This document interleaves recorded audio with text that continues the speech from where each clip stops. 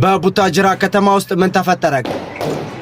ቡታጅራ ምንድነው የተፈጠረው? የፌደራል መንግስት ይህንን ጉዳይ በአስቸኳይ እንዲያስቆመው ሁላችንም ድምጽ እንሁን። ሰበር አሳዛኝ ዜና ቡታጅራ የተፈጠረው ምን ይሆን? በበዓል ማግስት ህዝብን የተቀበለችው ቡታጅራ ያልታሰበ ክስተትን አስተናግዳለች።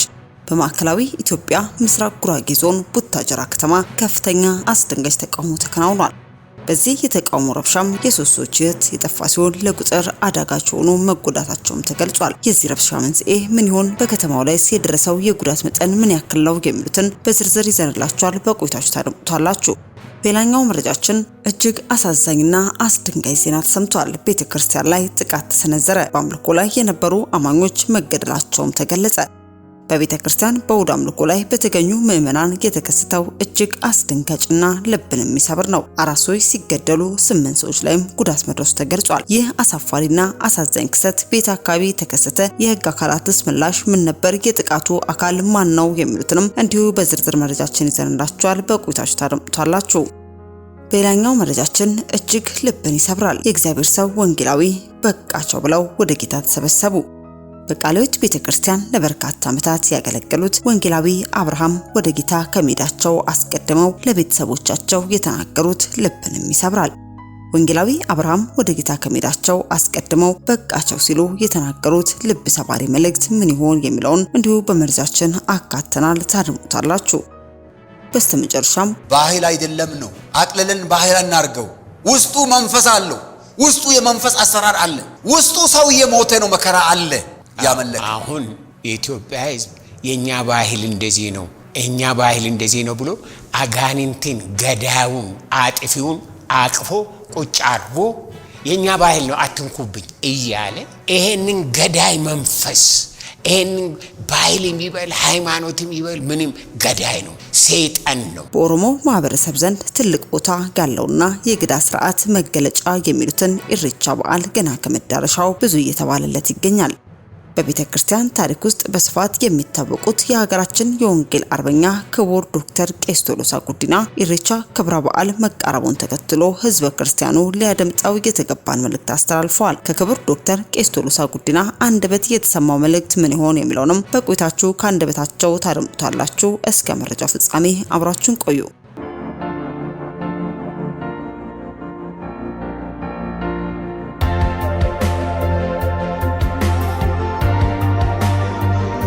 አስቀድመን ወደ ያዝንላችሁ መረጃችን ስናልፍ በበዓል ማግስት ህዝብን የተቀበለችው ቡታጅራ ያልታሰበ ክስተትን አስተናግዳለች። በማዕከላዊ ኢትዮጵያ ምስራቅ ጉራጌ ዞን ቡታጅራ ከተማም ከፍተኛ አስደንጋጭ ተቃውሞ ተከናውኗል።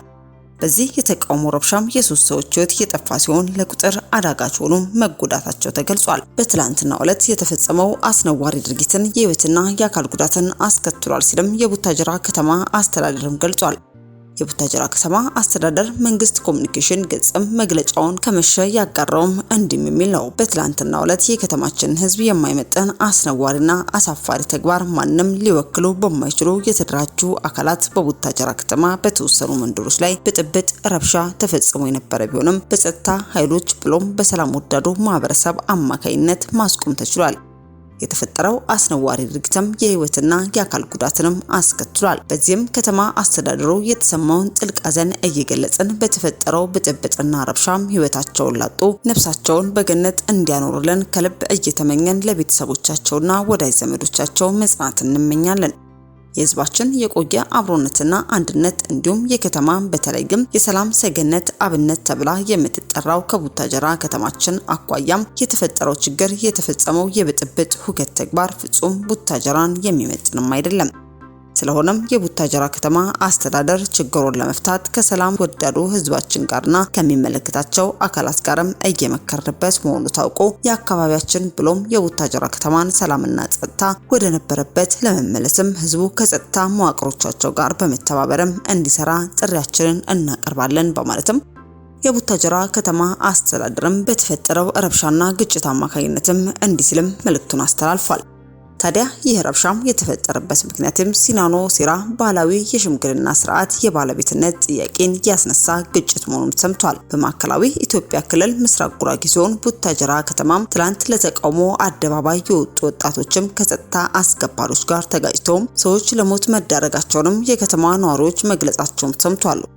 ወጣቶቹም በትላንትናው ዕለት ከፖሊስ ጋር የተጋጩ ሲሆን የሲናኖ ሴራ ከተባለው ባህላዊ የሽምግልና ስርዓት የባለቤትነት ጥያቄ ጋር ተያይዞም በተከሰተ አለመግባባትም ነው ተብሏል። ወጣቶቹ የከተማውን ጎዳናዎች በድንጋይ በጎማ ዘግተው መዋላቸውን የዓይን እማኞችም መግለጻቸውን ተመልክተናል።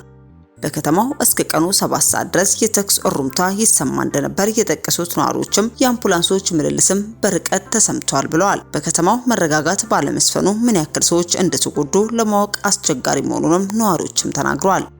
ሲናኖ ሴራ የተባለው ባህላዊ የሽምግልና ስርዓትም የባለቤትነት ይገባኛል ጥያቄ በመስቃና በዶቢ የቤተ ጉራጌ ማህበረሰቦች መካከል ሲነሳ መቆየቱም ይታወሳል። ታዲያ ይህን ተከትሎ በተነሳው አለመግባባት ምክንያትም የሶስት ሰዎች ህይወት ሲያልፍም በርካቶችም ተጎድተው በሆስፒታል እንደሚገኙም ተገልጿል። አስከትለን ወደ ያዝነላችሁ መረጃችን ስናልፍ Staying on top of the latest updates for you from Grand Blanc Township, Michigan, where 4 people are dead after a man rammed his truck into a church, started shooting according to police, and then lit the building on fire. እጅግ አሳዛኝና አስደንጋጭ ዜና ሰምቷል። ቤተክርስቲያን ላይ ጥቃት ተሰነዘረ። በአምልኮ ላይ የነበሩ አማኞችም መገደላቸውም ተገልጿል። በቤተክርስቲያን በእሁድ አምልኮ ላይ በተገኙ ምዕመናን የተከሰተውም እጅግ አስደንጋጭና ልብን የሚሰብር ነው። 4 ሰዎች ሲገደሉ 8 ሰዎች ላይም ጉዳት መድረሱ ተገልጿል። ይህ አሳዛኝና አሳፋሪ ክስተትም በቤተክርስቲያን ላይ የተፈጸመ ሲሆን በቤተክርስቲያን እሁድ አምልኮ ላይ የሚገኙ ምዕመናን ላይም አንድ ታጣቂ በከፈተው ተኩስም 4 ሰዎች መገደላቸው ተገልጿል። በአሜሪካ ሚቺጋን ግዛት በምትገኝ ቤተክርስቲያን አንድ ታጣቂ ተኩስ በመክፈትና በህንጻው ላይም እሳት በመለኮስ በፈጸመው ጥቃትም ቢያንስ 4 ሰዎች ሲገደሉ 8 ሰዎች ላይም ጉዳት መድረሱን ፖሊስም ገልጿል። ባለስልጣናት እንዳሉትም በአንዲት ከተማ ሰሜን ምዕራብ 100 ኪሎ ሜትር ርቀት ላይ በምትገኝ ግራንድ ብላንክ ከተማ ሞርሞን ቤተክርስቲያን ላይ ጥቃት የተፈጸመው በመቶዎች የሚቆጠሩ ምዕመናን የእሁድ አምልኮ ስነ ስርዓትን እየታደሙ በነበረበት ወቅትም ነው። ተጠርጣሪው በሚቺጋን በርተን ነዋሪ ሆነው የ40 ዓመቱ ቶማስ ጃኮብ ሳንፎርድ እንደሆነ የተለየም ሲሆን ጥቃቱ ከተፈጸመ በኋላም በቤተክርስቲያኗ የመኪና ማቆሚያ ስፍራም በፖሊስ በተተኮሰበት ጥይትም ህይወቱን ማለፉም መረጃዎች ዘግበዋል። ጥቃቱ መንስኤ ምን እንደሆነ ለማወቅም ፖሊስ ምርመራ እያካሄደ እንደሚገኝም ተገልጿል። በተለያዩ ስፍራ የምትገኙ ቅዱሳንም በስፍራው ለሚገኙ ምዕመናንም በጸሎታችሁ እንድታስቧቸው ስንል መልእክታችንን ማድረስ እንወደድን። አስከትለን ወደ ያዝነላችሁ መረጃችን ስናልፍ እጅግ ልብን ይሰብራል። የእግዚአብሔር ሰው ወንጌላዊ በቃቸው ብለው ወደ ጌታ ተሰብስበዋል። በቃልዮት ቤተክርስቲያን ለበርካታ ዓመታት ያገለገሉት ወንጌላዊ አብርሃምም ወደ ጌታ ከመሄዳቸው አስቀድመው ለቤተሰቦቻቸው የተናገሩት እጅግ ልብን ይሰብራል።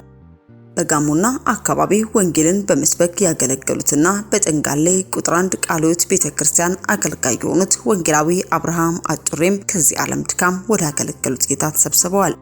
ወንጌላዊ ቀን ላይ ለታመሙት ሲጸልዩና ሲጠይቁ ውለው ምሽት ከቤተሰቦቻቸው ጋር እራት ተመግበው ከጸለዩ በኋላም ቤተሰቦቻቸውን በቃቸው፣ በርቱ፣ ከጌታ ቤት አትውጡ ብለውም አጽናንተው ሌሊቱን ወደ ጌታ ተሰብስበዋል። ለቤተሰብ ለወዳጅ ዘመድና ለአካባቢው ህብረተሰብ እንዲሁም ለቃልዮት ቤተክርስቲያን ምዕመናንም መጽናናትን በሚዲያችን ስም ተመኘን። በስተመጨረሻ ወደ ያዝነላችሁ መረጃችን ስናልፍ በኦሮሞ ማህበረሰብ ዘንድ ትልቅ ቦታ ያለውና የገዳ ስርዓት መገለጫ የሚሉትን ኢሬቻ በዓል ገና ከመዳረሻው ብዙ እየተባለለት ይገኛል። በቤተክርስቲያን ታሪክ ውስጥ በስፋት የሚታወቁት የሀገራችን የወንጌል አርበኛ ክቡር ዶክተር ቄስ ቶሎሳ ጉዲና ኢሬቻ ክብረ በዓል መቃረቡን ተከትሎ ህዝበ ክርስቲያኑ ሊያደምጠው የተገባ መልእክትን አስተላልፏል። ከክቡር ዶክተር ቄስ ቶሎሳ ጉዲና አንደበት የተሰማው መልእክት ምን ይሆን የሚለውንም ከአንደበታቸው እንድታደምጡት ጋበዝን። እኔ በእናት ቤት ምንድነው የሚባለው ጠላ እየተደረገ ቅቤ እየተቀቡ ሴቶች እየተጠሩ የሚደረግ ነበር ቤታችን እና በቃ አያን ሸረት ቡአ ሄደኒ እያሉ በቃ እንደው ይሰግዳሉ። ያ ቆሻሻ መንፈስ ግን እሺ ብሎ አይወዱም። የሚያስደንቅ እኮ እና በቃ እስከ እኩለ ሌሊት በኋላ ሊነጋጋ ሲል ወረደባት ይባላል። ከዛ በኋላ በቃ የሚያደርጋት ነገር ይሄ ነው ብሎ በቋንቋ መግለጽ የማይቻል ነገር ነው እና ያን ዘመን ሳስበው ያን ዘመን አባቴ ያለፈበትን እናቴ ያለፈችበትን በኋላ የእስራኤል አምላክ እግዚአብሔር ከምሕረቱ የተነሳ እኔን አገኘኝ እና ከዛ አይነት ፍርሃት ከዛ አይነት ትብታብ ከዛ አይነት ውሸት እኔን መጀመሪያ ፈታኝ። ከዛ በኋላ እናቴ ጌታን አገኘች። ኢየሱስ ደረሰላት። እሱ እኔ በህይወቴ ይሄንን ጌታ እንዴት አድርጌ እንደማመሰግነው እንዴት አድርጌ እንደማመልከው እንዴት አድርጌ እንደማገለግለው አላቅም። አሜን። ቄስ ተመሳሳይ ታሪክ ነው ያለን። እኔ ከዳንኩ በኋላ እኔ ነፃ ከወጣ በኋላ ህመሜ ጠፋ፣ ነስሬ ጠፋ፣ መከራዬ ጠፋ፣ የሌሊቱ የቀኑ መከራ ጠፋ። ከዛ ወደ ቤት ሄድኩና ወደ ቤት ሄጄ ይሄን ዜና ተናገርኩና ታሪኩን ትንሽ ላብራራ። ወደ ቤት ሄጄ እናቴን እንዲህ አልኳት፣ ዳንኩ እኮ አልኳት። አንተ አለች ምን ሊያድን ይችላል? አንተ ምን አገኘ? እንዴት ልትድን ትችላለህ? እንዲህ አለች፣ አንተን ያዳነ ነገር ካለ እኔም ራሴ በቃ ምን እንደሆነ ብቻ ንገረኝ አለች። እንደዚህ ሆንኩ አልኳት። እኔም እንዳንተ ሆናለሁ አለች። ግን የሆነው ትንሽ ላብራራ። ከዛ እንግዲህ እኔም ማመልከው አሁን የተቀበልኩት አምላክ ኢየሱስ ክርስቶስ ጌታ የሆነው አንቺ የምታደርጊውን ይሄንን ነገር አይወድም አልኳት። አሁን እኔ መጽሐፍ ቅዱስ በቃ ሳየው ይሄ ተገቢ አይደለም። ስለዚህ ይሄንን ነገሮች ሳሩን፣ ጨሌውን ይሄ እንትን ውስጥ ያለውን ላውጣና ልጣለው አልኳት። እሺ አለች። ማታ ነበር ይሄ። ከዛ ጠዋት ተነስቼ የዛ የአራቱንም ትውልድ ያንን የሚደረገው ነገር በሙሉ የሰማይና የምድር ጌታ ይሄንን ፕራክቲስ አይፈልግም ብዬ ገና ብዙ አልገባኝም። ግን ወሰድኩና መጣል አሰብኩና ግን እናቴ ተነስታ ብትቆጣስ ገና ወደኔ አልመጣችም ብዬ ጎረቤት አስቀመጥኩና ተመለስኩ። ጠዋት ስትነሳ ሳር ነገር የተቀመጠው ሳር ነገር አይታ ወሰድክ እንዴ? እውነት እንዳልከው እውነት አረክ እንዴ አለች። አዎ አልኳት። እናቴ ዘነዘና ወስዳ አሁን እተረትራለሁ፣ በጣም ነው የምትወደኝ፣ እተረትራለሁ አምጣ አለች። እሺ ሮጬ አመጣሁ። አንድ ድምጽ ሰማሁ። ያኔ ለመጀመሪያ ጊዜ የሰማሁት ድምጽ በህይወቴ ያ ነው። በውስጤ ነው የሰማሁት። ትታመማለች። ምንድነው ትታመማለች የሚል እናቴ ትታመማለች የሚል እና መንፈሱ ነው እንደሱ የሚለው። እንግዲህ አሁን እኔ የምሰማው ድምጽ አለ ለራሴ ነው የሰማው። ከዛ በኋላ ጎረቤት ሄድኩና ለዛው ጨሌ ላስቀመጥኩበት ቤት እናቴ ስትታመም ጥሩኝ ብዬ እኔ ሌላ ከተማ ሄድኩ። በወሩ ታመመች እናቴ እና ሐኪም ቤት ተወሰደች። ተሞከረ። እናቴ ለአንድ ወር ደም ፈሷታል። ሊገላት ነው። ከዛ በኋላ ሄድኩኝ። ጾም ጸሎት ይዤ ጸልዬ ሄድኩኝ። እናቴ ደክማለች። ከዛ አባቴ እንዲህ አልኩት፣ ሐኪም ቤት ወስዳታለሁ እናቴን አልኩና ሌላ ከተማ ወስጄ ለእናቴ ተጸለየላት። ጮሆ የወጣው መንፈሱ ደሙ የተቋረጠው ጸሎት ቦታ 100 ሜትር ስቀር ለአንድ ወር ደም ፈሷታል። ሐኪም አልቻለም። የመንፈስ አሰራር ነው።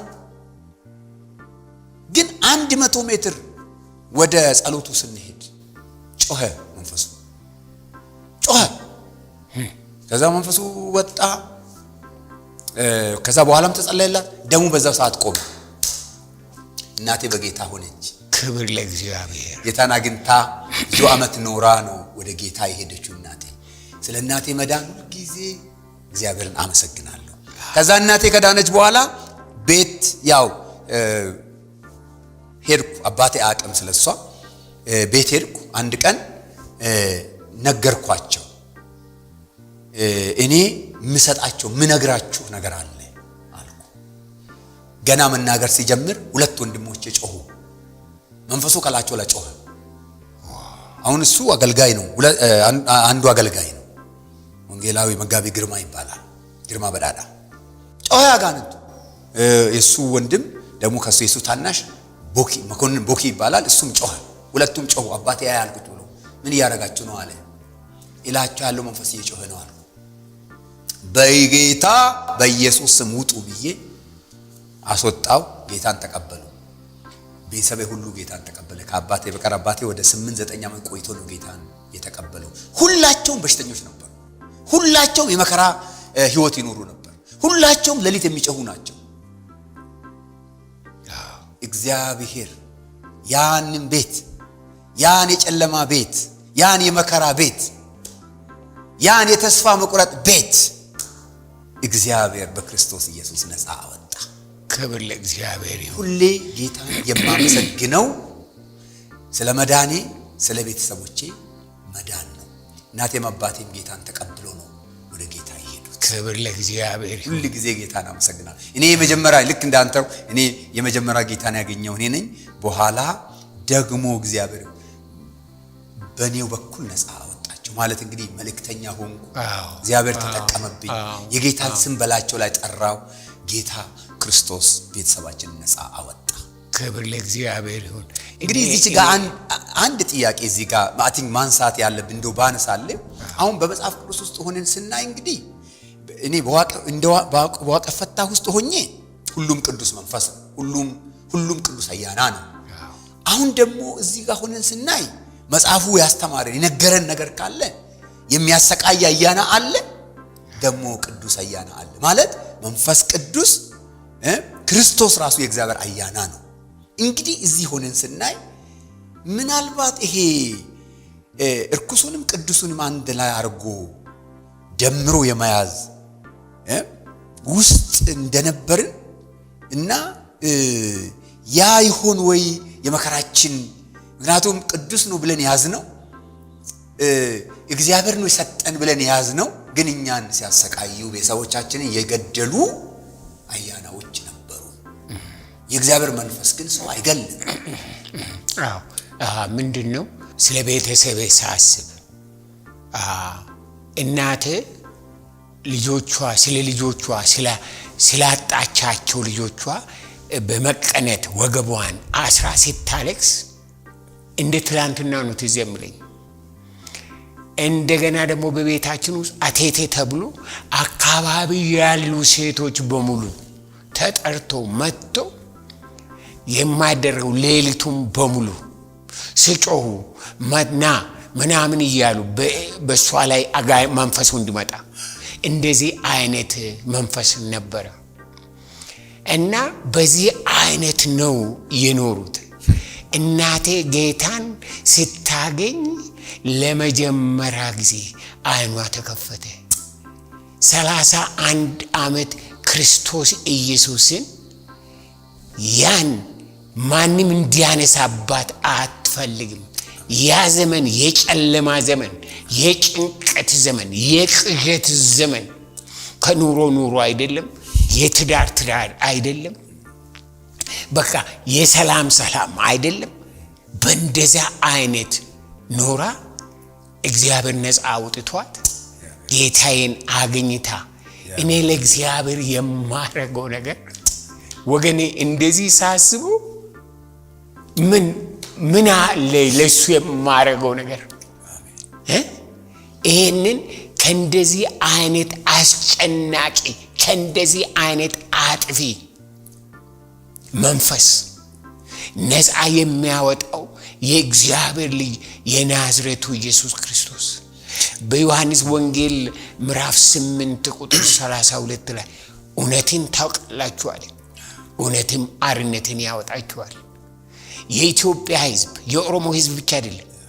የኢትዮጵያ ሕዝብ ካለበት ትብታብ ዘመኑን ጠብቆ ወሩን ጠብቆ ዓመቱን ጠብቆ ከሚያመልኮ ከታሰረበት ከዚህ ቅዠት ሕይወት የሚወጣው ኢየሱስ ክርስቶስ ነፃ የሚያወጣ የእግዚአብሔር ልጅ ከዘላለም ዘላለም የመጣው እኔንና ያንተን እኔንና ሕዝብን ነፃ ዓለምን ነፃ ለማውጣት የመጣው የእግዚአብሔር ልጅ የናዝሬቱ ኢየሱስ ያ በውስጣችን ሲገባ ያ የሕይወታችን መሪ ሲሆን በእውነት በሰላም እንኖራለን።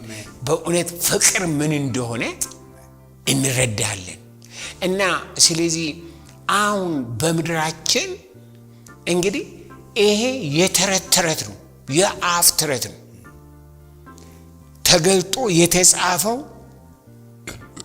እንደዚህ ተገለጥኩ ብሎ የተገለጠ አምላክ የለም። የተገለጠው አምላክ የአብርሃም የይስሐቅ የያዕቆብ አምላክ ብቻ ነው። ሰማይና ምድርን የፈጠረ እግዚአብሔር ብቻ ነው። ሰማይና ምድርን የፈጠረ አምላክ እሱ ብቻ ነው። አዳኝ እሱ ብቻ ነው። ነፃ አውጪ እሱ ብቻ ነው። ሰውን ካለበት ጨለማ፣ ካለበት ቅዠት፣ ካለበት መከራ ነፃ የሚያወጣው እና ይሄ ነገር በገባኝ ጊዜ ለኔ ምርጫዬ ነበር በህይወቴ ዘመን ሁሉ ይሄንን ስለዚህ አምላክ ስለ ነፃ ስለሚያወጣ አምላክ ተናግሬ ማለፍ፣ መስክሬ ማለፍ። አሁን ሰዎች እንግዲህ ዛሬ ጧት አንድ ሰው አንድ ትላከልኝ እና ይሄ ያ እንትኑ ዋቀፈታ ሃይማኖት ነው፣ ባህል አይደለም፣ ምናምን አይደለም የሚል ይናገራል ሰውዬው። አንዳንዶቹ ባህል ነው ይላሉ፣ አንዳንዶቹ ሃይማኖት ነው ይላሉ፣ አንዳንዶቹ ያ ነው ሌላ ነው ነገር ነው ይላሉ። ይሄ በጣም በጣም ህዝባችንን ያጨለመ በጨለማ የያዘ መንፈስ በእኛ ዘመን ተገፉ፣ ክብሩ ተገፉ፣ ስሙ ተገፉ፣ ከምድር ላይ መወገድ። ምክንያቱም ይህንን የሚያካሂዱ ሰዎች በቅዠት ህይወት ውስጥ ነው። አንተ ቅድም ያልከው በህልም ምንድን አለው ያልከኝ? በሌሊቱን እኮ ሳይ ነው ማድረው። ስቃዩን ሲመጡብኝ ሲሄዱ ሲያባርሩኝ ነው ማድረው። ዋው! ይሄ ምንድን ነው? አሁን ይሄ ሰይጣናዊ ክፉ ካልሆነ ምን ሊሆን ይችላል? ምን ሊሆን ይችላል? አሁን ለምሳሌ እዚህ ጋር ቅድም አንስተዋል ቄስ፣ የኢትዮጵያ ህዝብ በየትኛውም ብሔር ውስጥ አሁን ለምሳሌ ሰሜን ነበርኩ እኔ፣ ጎንደር፣ ጎጃም፣ በተለይ ጎንደር አንድ ወረዳ ላይ ነበርኩ እና እዛ ምን ይባላል፣ አንድ ሴት በአመት በዓል ወይም በሆነ ጊዜ ካላጓራች እቺ ምን ቆሌ እንኳን የሌላት ይባላል። ይሄ አሁን የአንድ ብሔር ብቻ አይደለም፣ የብዙ ብሔሮች የኢትዮጵያ ህዝብ ተሸውዷል። ወንጌል ለኢትዮጵያ ህዝብ ሊበራ ይገባዋል። እንዴት ነው አንድ ሴት ካላጓራች እቺ ቆሌ የሌላት የሚባለው? ሰው ሲሞት ወይም አመት በዓል ወይም በቃ መንፈስ ይወርድባታል፣ ታጓራለች። ካላጓራች በቃ እሷ ቆሌ የላት ይባላል። ዋው! እና እንግዲህ በሁላችንም ላይ ከሰሜን እስከ ደቡብ ከምዕራብ እስከ ምስራቅ የብዙ ብሔሮችን አእምሮ የያዘ በተለይ አሁን ደግሞ እንዳነሳው በሃይማኖትና በባህል መካከል ባለ ኮንፊውዥን፣ ግራ መጋባት መካከል ባህልን ሃይማኖት፣ ሃይማኖትን ባህል ማለት ጥልቅ የመንፈስ አሰራርን ባለማወቅና ባለመረዳት ይሄ እኮ ዝም ብሎ ሃይማኖት ነው፣ የዛ ብሔር ሃይማኖት ነው ማለት ባህል ነው ተብሎ የሚታለፈው ነገር ተገቢ አይደለም። በየባህሉ ራሱን የገለጠ ክርስቶስን ሳይሆን ራሱን ገልጦ ብዙዎችን እያሰቃየ ያለ በየባህሉ በሰሜን በለው በደቡብ በለው በምስራቅ በለው በምዕራብ በለው ክርስቶስ ኢየሱስ ገብቶ ነፃ ካላወጣ ነፃ የሚያወጣ ኃይል የለም። ቀንበር የሚሰብር ኃይል የለም። ብዙዎች ልጆቻቸውን አጥተዋል። ብዙዎች ቀብረዋል። ብዙዎች በመከራ በጭንገፋ ይኖራሉ። እና ትናንት ማታ አንድ ሰው ያወራኝ ነበር። አንዲት እናት 7 ልጆች ነበሯት። ከ7ቱ 5ቱን ገደለባት። በየአመቱ ይሞታሉ ልጆች። በየአመቱ አንዳንድ ይሞታሉ። 5 ለ2 ብቻ ቀሩ። እና አድኑኝ ብላ ወደ ቸርች መጣች። 2ቱ ቀሩላት። አልሞቱም 2ቱ። እስከዛሬ ትቆጫለች። ምን አለ ቀደም ብዬ ክርስቶስን አግኝቼ ቢሆን። በየአመቱ ልጆች በየአመቱ ትቀብራለች። እንዲህ እየተሰቃዩ ያሉ፣ እንዲህ ስንቶችን የቀበሩ፣ እንዲህ ሳያቁ የክፉ መጫወቻ የሆኑ ምድራችን እንዲህ ባለ ሁኔታ የተሞላች ምድር ነች። ነፃ ደግሞ የሚያወጣው አንድና አንድ ነው። እሱም የእግዚአብሔር ልጅ የዋቃ ልጅ አያነ ዋቃ አያነ ጉዳ ትልቁ ዋናው በአካል ራሱን የገለጠ ለሰዎች የተገለጠ እኔ ነኝ ብሎ የመጣ ሩቅ ሳይሆን ሰው ወዳለበት የመጣ እሱ ጌታችን ኢየሱስ ክርስቶስ ይባላል። እሱን ያወቅኩበት እሱን ያገኘሁበት ቀን ቤተሰቤ ወደሱ ዞር ያለበት ቀን የድነት ቀን፣ የደስታ ቀን፣ የሰላም ቀን፣ የዘላለም ሕይወት ቀን ነበረ ነው። እግዚአብሔርን እጅግ አድርጌ አመሰግናለሁ። ስለዛ የኢትዮጵያ ሕዝብ፣ የኦሮሞ ሕዝብ፣ ሰሜኑ፣ ደቡቡ፣ ምስራቁ፣ ምዕራቡ ባህል ውስጥ በሚገለጡ በልዩ ልዩ ባህል ውስጥ ራሳቸውን በገለጡ ቆሌ፣ ዛር፣ ውቃቢ በየብሔሩ ስም አላቸው። በየአምልኮ አላቸው። በየብሔሩ የራሳቸው ይሆነ አላቸው። እንግዲህ በመጽሐፌም ላይ ለመዳሰስ እንደሞከርኩት ይሄ ነገር የጠቅላላ የአፍሪካ ችግር፣ ይሄ ነገር ኦሮሞ ውስጥ አለ። እኔ ደግሞ እዛ ውስጥ በጥልቀት ነበርኩ። ይሄ ነገር በሌሎች የኢትዮጵያ ብሔረሰቦች ውስጥ አለ። ሰሜን ለ10 ምናምን ዓመት ስለነበርኩ አቃለው። ቅድም እንደተናገርኩት ቆሌ ከሌለ ካልወረደባት ካልጮኸች ካላጓራች ቆሌ ተዋት ትባላለች፣ ወይም ጸጋ የላትም ነው የምትባለው። የተጣለች የተተዋት መንፈስ ትተዋታል ነው የሚባለው። እንዴት ተሸውዷል። ስለዚህ በዚህ መጽሐፍም ለመግለጥ እንደሞከርኩት ባህል አይደለም ነው። ብዙ ነገር ባህል አይደለም። አቅልለን ባህል እናርገው። ውስጡ መንፈስ አለው። ውስጡ የመንፈስ አሰራር አለ። ውስጡ ሰው የሞተ ነው፣ መከራ አለ ያመለከ። አሁን የኢትዮጵያ ሕዝብ የኛ ባህል እንደዚህ ነው፣ እኛ ባህል እንደዚህ ነው ብሎ አጋንንትን ገዳዩን አጥፊውን አቅፎ ቁጭ አርጎ የኛ ባህል ነው አትንኩብኝ፣ የኛ እንደዚህ ነው አትንኩብኝ እያለ ይሄንን ገዳይ መንፈስ ይሄንን ባህል የሚበል ሃይማኖት የሚበል ምንም ገዳይ ነው፣ ሰይጣን ነው። ከምድራችን መመታት ያለበት ነው። በዚህ በ21ኛው ጭንቅላት ያለው ሰው በዚህ በ21ኛው ክፍለ ዘመን ወንድምና ወንድም የተጋቡ አንድ ላይ የኖሩ የተቃቀፉ ተመልሶ ይገዳደራሉ። በምድራችን የፈሰሰው ባለፈው ዓመት በዚህ ዓመት በምድራችን የጦርነት እንትን ምንድነው? ይሄ ምን ትርጉም ነው የሚሰጠው? ጭንቅላት ያለው ህዝብ አትሊስት በመጠኑ ተምረናል፣ ፊደል ቆጥረናል። እንዴት አናይም? ይሄ እንዴት እንትን እንላለን? በጣም ደግሞ የሚያሳዝነኝ ተማርነ የሚሉ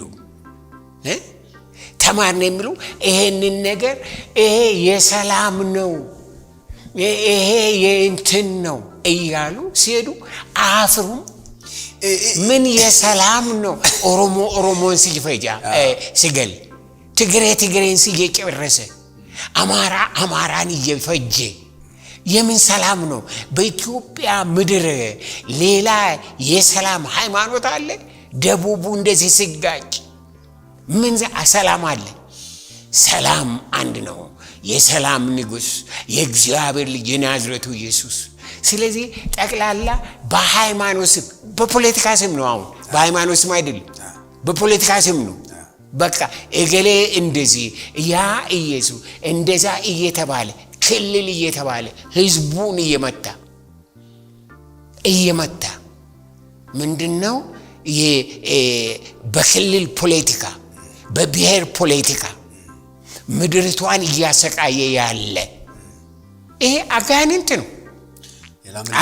ነው አዎ ፖለቲካ ያስፈልገናል ፖለቲካ እውነተኛ ከሆነ ሳይንስ ነው ፖለቲከኞች ሳይንቲስቶች ናቸው ሳይንቲስቶች ግን በሪዝን ላይ አገሪቷ ላይ ሰላም በሪዝን አካሄድ አመራር በሪዝን ይሄ ሪዝን የሌለው የጨለማ ስራ ስንት ዘመን አንድ ላይ የኖረው ህዝብ ነፃ እኔም ወገኔን ነፃ ወጣለሁ ብሔርን ነፃ ወጣለሁ ብሎ ይገዳደላል ጭንቅላት ካለ አንድ ፊደል የቆጠረ ህዝብ እና ይሄ አሁን በእንትን በባህል ስም በሃይማኖት ስም የተገለጠ በየዓመቱ የሚከበር በየቦታው አለ ነገር ግን ያ በመሪዎች ላይ በእነዚህ በፖለቲሻንስ ላይ እየተገለጠ ጥላቻን የሚዘራ መለያየትን የሚዘራ ልጆቻችን ካሉበት ጨለማ ካሉበት ድህነት ካሉበት ድንቁርና ወጥተው ከዓለም ህዝብ ጋር እንዳይወዳደሩ የግሎባላይዜሽን መድረክ ሰርተን ከቻይናዎቹ ጋር ከጃፓኖቹ ጋር ከአሜሪካኖቹ ከአውሮፓውያኖቹ ጋር እንዳይወዳደሩ ከወለጋ ጎጀሜ ከጎጀሜ ጎንደር ከጎንደር አፋር ከአፋር ሶማሌ ከሶማሌ ሲዳማ ወላይታ ጉራጌ እየተባለ በምድርቷ ብሔር ብሔረሰብ ይህንን ጨለማ የዘራ መንፈስ በናዝሬቱ በክርስቶስ ኢየሱስ ስም ይገለጣል አሜን ይጋለጣል ህዝባችን ወደምታረቅበት ልብ ገዝቶ ወደ እግዚአብሔር የሚመለስ ወደ ፈጣሪ ወደ ፈጠረን እግዚአብሔር ወደ ጠራን በምረት ወደ አቀፈን እግዚአብሔር የሚመልሰን ዘመን ደርሷል በነገራችን ላይ ይሄንን መጽሐፍ በቅርብ ጊዜ ጽፈ ባየው ጊዜ እንዴት ደስ እንዳለኝ መጀመሪያ ካነበቡት ሰዎች አንዱ ነኝ እና ከዋቀፈታ ወደ ልዩ መገለጥ ወደ ልዩ ህይወት ወደ ልዩ ማስተዋል ወደ ልዩ መንገድ የሚል እንዴት አይነት አስደናቂ መጽሐፍ አበረከት ምንድነው ያነሳሳ ይሄንን ታደርግ ዘንድ ኦፍ ኮርስ ቅድም በብዙ መከራ ያለፍክ ሰው ነህ ስንት አጋንንት ራሱን በቃ የለዋወጠብህ በሽታው ትላለ እስራቱ ትላለ ቅዠቱ ትላለ ስደቱ ትላለ ለተቀን ያለፍክበት እግዚአብሔር ከዛ አውጥቶ ሰው አረገ ሰው አርጎ አሁን በዓለም አካባቢ እየተጠቀመብህ ነው እና ይህንን መጽሐፍ ለምድራችን ማበርከት ትልቅ ነገር ነው እስኪ ምንድነው ካላ ያለ የኢትዮጵያ ህዝብ ከዚህ ምን መረዳት አለበት ለምንድነው የጻፍከው ይሄንን ብትገልጽልኝ ይሄ መጽሐፍ በዋናነት የጻፍኩበት ምክንያት ታላቅ ህልም አለኝ ታላቅ ራእይ አለኝ የኢትዮጵያ ህዝብ ከሁሉም ብሔሮች ወደ ታላቁ አምላክ ወደ ክርስቶስ ይመለሳል፣ ምድራችን ላይ ታድሶ ይሆናል ብዬ በማመን ምናልባት ብዙ ሰዎች በቅድም እንዳነሳው በባህል በፖለቲካ በተለይም በኢትዮጵያ በዘር ፌደራሊዝም አወቃቀር የተፈጠረው አጋጣሚ ሰዎች ወደ ጥላቻ፣ ወደ መገዳደል፣ ወደ መጠፋፋት ወንድም ወንድሙን የተጋባው ሰው ከሌላ ብሔር ጋር የተጋባው ሰው የሚፋታበት እንዲህ ያለ አደገኛ ክፉ ዘመን ታይቶ አይታወቅም። የዚህ ምንጩ የእውነተኛ አምላክ መገለጥ አይደለም።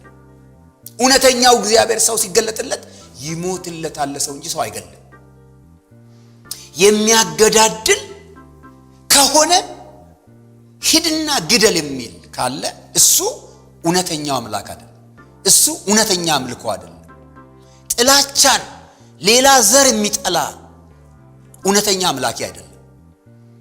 እውነተኛ አምላክ በመስቀል ላይ የሞተው ለሰው ሁሉ የሞተው ለዓለም ሁሉ ኃጢአተኛን ሁሉ የወደደ በደለኛን ሁሉ የወደደ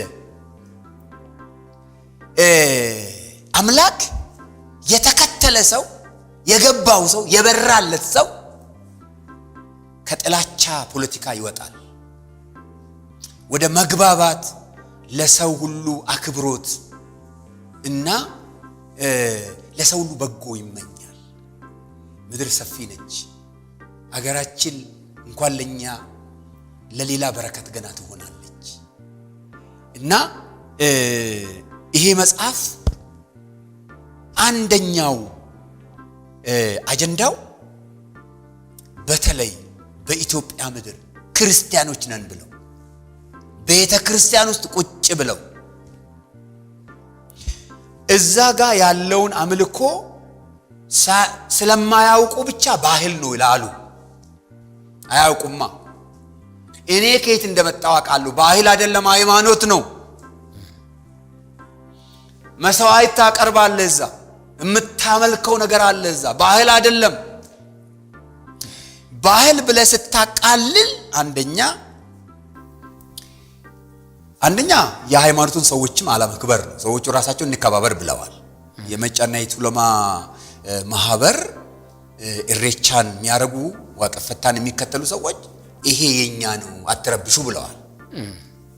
እኔ እንግዲህ እነሱ ከመጻፋቸው በፊት ነው መጽሐፍ የጻፍኩ። አትረብሿቸው፣ አይመለከታችሁ፣ ወደ ቀልባችሁ ተመለሱ። ኢትዮጵያ ላይ ተሐድሶ ያስፈልጋል። ቅይጣውነት በዝቷል። በባህል ስም ወደ ሌላ ሃይማኖት እየሄዳችሁ ነው። እዛ ደግሞ ስትሄዱ የዘረኝነት ነገር አለ። ሁሉም ወደ ዘሩ ስለተሳበ፣ ሁሉም ወደ ጎሳው ስለተሳበ በጎሳ ፖለቲካ የምድራዊ ሴናሪዮ ነው። አሁን በዚህ ሰዓት በኢትዮጵያ ውስጥ ሁሉም ወደ ጎሳ ተሸጉጦ ጎሳ ውስጥ ሆኖ ጌታን ረስቶ ሌላውን ጥላቻ ለመሄድ ባህል ነው ይላል። እዛ ደርሶ ደግሞ ለዘሩ ብቻ ያስባል። የኛ እግዚአብሔር የመጽሐፍ ቅዱሱ እግዚአብሔር ለጎሳ ሁሉ፣ ለዘር ሁሉ፣ ለጥቁሩ፣ ለነጩ፣ ለአረቡ፣ ለአፍሪካዊው፣ ለአውሮፓዊው፣ ለአሜሪካው፣ ለፍጥረት ሁሉ ሰላምንና ድነትን የሚሰብክ ፍቅርን የሚሰብክ አምላክ ነው። ስለዚህ ቅዱሳን በመጀመሪያ ደረጃ ድንበራቸውን እንዲያውቁ ባህል ያልሆነውን ባህል አትበሉ ለማለት የተጻፈ ነው። ዋቀፈታ ባህል አይደለም። ዋቀፈታ ሃይማኖት ነው። ኢሬቻ ሃይማኖታዊ መገለጫው ነው። ትልቅ የዋቀፈታ ሰዎች የሚያከብሩት በዓል ነው፣ መንፈሳዊ በዓል ነው እንጂ ባህል አይደለም። ስለዚህ ድንበር አትዝለሉ፣ ተመለሱ፣ ታደሱ፣ ተቀደሱ፣ ለጌታ ኑሩ የሚል ነው። ውስጡን እንግዲህ እነዚህ አምልኮቶች በየዘሩ አሁን በየጎሳው የሚከናወኑ አምልኮቶች ዘራዊ መልክ አላቸው ወይም ደግሞ የራሳቸው የጎሳ መልክ ለብሰዋል። ወንጌል ከጎሳ በላይ ነው፣ ከባህል በላይ ነው፣ ከቋንቋ በላይ ነው።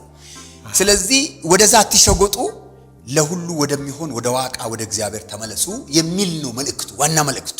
ትልቅ ነገር ነው። አንድ ነገር ለኢትዮጵያ ሕዝብ ክሊር ይሁን። ሰው አማራ በመሆኑ የምትጠላ ከሆነ አጋንንት በውስጥ ያለ፣ ትግሬ በመሆኑ በመጥላት አጋንንት በውስጥ ያለ፣ ኦሮሞ በመሆኑ የምትጠላ ከሆነ መናፍስት አጋንንት በውስጡ አለ። በውስጥ አንድ ሰው ሲዳማ በመሆኑ፣ ጉራጌ በመሆኑ፣ ወላይታ በመሆኑ፣ ሶማሌ በመሆኑ፣ ኤርትራዊ በመሆኑ የምትጠላ ከሆነ አንተ አይደለም እየጠላ ያለው፣ ባንተ ውስጥ አጋንንት አለ። ይህን በድፍረት ነው የምናገረው። ምክንያቱም ሰማይና ምድርን የፈጠረ ጌታ ሰላሙን ስለሰጠኝና ጥላቻ ከሰይጣን መሆኑን ስላስተማረኝ ነው። ስለዚህ ይሄ ሰው ከዛ ብሔር ነው ምናምን ብለ የምታልፈው የምትጠላው አንድ ነገር ሰው አንተ የማታውቀው ችግር በውስጥ አለ። ኢትዮጵያውያን የምትጠላሉት ምንም ምክንያት ኖሯቸው ሳይሆን ሰይጣን የሚያመልኩት የአባቶቻቸው መንፈስ፣ የአባቶቻቸው አጋንንት፣ ያገዳዩ አጋንንት ምን እያደረገ ነው? እያጣላቸው እያጣላቸው። ቆይ ምን ይሁን ነው የምትለው? ፈጣሪ አማራን ፈጠረ። እሺ አንተ ምን ይሁን ነው የምትለው? ኦሮሞን ፈጠረ። ምን ይሁን ነው የምትለው? ትግሬን ፈጠረ፣ ኤርትራዊን ፈጠረ፣ ሶማሌን ፈጠረ፣ ሲዳማን ፈጠረ። የተለያዩትን ብሔር ብሔረሰቦችን በምድር ላይ ያሉትን አውሮፓውያን፣ ነጮችን፣ ጥቁሮችን ፈጠረ። ምን ይሁኑ ነው የምትለው? ይሄ ግራ ያጋባ ጥላቻ በውስጥ የጨመረ የዘላለም ጥፋት አጋንንት አለ። አባቶች ያመለኩት ነፃ ያልወጣ ብዙዎች ዛሬ እንዳው ክርስቲያኖች ነን ይያሉ በአጋንንት የተተበተቡ፣ ቤታቸው ሰላም የሌለ፣ በስብሰባቸው በጉባኤያቸው ሰላም የሌለ፣ በብሔራቸው ሰላም የሌለ። በየትኛው ብሔር ነው ሰላም ያለው? ያስበው። አንድ ላይ ሲመጡ የኦሮሞ ብሔር፣ የአማራ ብሔር፣ የትግሬ ብሔር፣ የዛ ብሔር፣ የዚህ ብሔር ይላሉ። ሲመለሱ ግን እርስ በርሳቸው ይዋጋሉ፣ ይተላለቃሉ። ምንድነው የሚባል? ይሄ ጭንቅላት ያለው ሰው በአንደኛው ክፍለ ዘመን የሚኖር ሰው እንደዛ ያስባል፣ እንደዛ ይኖራል። ምን ነው ህዝብ? ምን ነው ህዝብ? እና ስለዚህ ይህንን ጥያቄ ማንሳት ለኔና ለናንተ ትክክል ነው፣ ጊዜው ነው። ወንድሞቻችን እህቶቻችን አተናቸዋል። በሃይማኖትም እንትን ሳይሆን ደግሞ በፖለቲካ ስም ሌላ ምን እነዚህ በስንት ሺህ የሚቆጠሩ የትግራይ ልጆች ማለቅ ነበረባቸው። ያንዳቸው ደም መፍሰስ ነበረበት። የኦሮሞ ደም፣ የአማራ ደም፣ የዛ ደም መፍሰስ ነበረበት ወይ? መልሱልኝ። ካልሰከርን በስተቀር ሰይጣን ያሰከረው ህዝብ እርስ በርሱ ይጣላል። እኔና እናንተ ተቃቅፈን ተረዳድተን